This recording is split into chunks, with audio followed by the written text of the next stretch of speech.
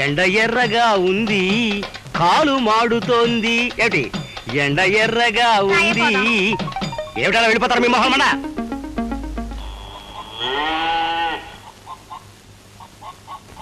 Hello ఏమై రంగా, నీ మొహమ్మడా ఎలా ఉన్నావా? ఇంతవరకు బాగానే ఉన్నానండి. అలా కానీ ఇవాళ అష్టమి శనివారం మంచి దుర్ముహూర్తంలో దొరికవాయి. నీ మొహమ్మడా అదృష్టవంతువాయి. మొన్న కాకినాడలో రసిక జన సభలు కవి సమ్మేళనానికి నన్ను పిలిచి సత్కరించారు. ఈ సెలవు అప్పటిదే నీ మొహమ్మడా.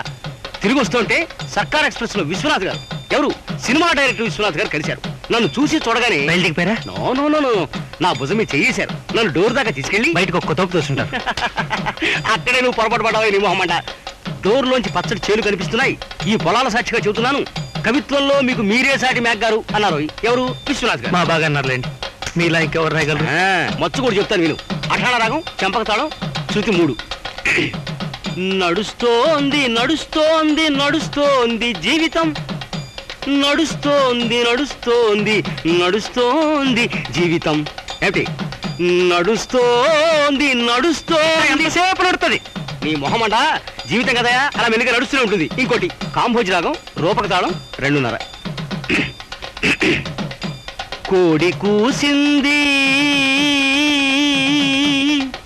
కొక్రోకో కొక్రోకో కొక్రోకో, ఇది కోరస్ అన్నమాట. మేక అరిచింది మేమే మేమే మేమే, ఇది కూడా కోరసే. కుక్క మురిగింది చీని మొహమ్మడ. భౌ భౌ భౌ భౌ భౌ భౌ, ఈ కోడికి మేకకి కుక్కకి. వీడు మొహమ్మడ పారిపోయేమిటి?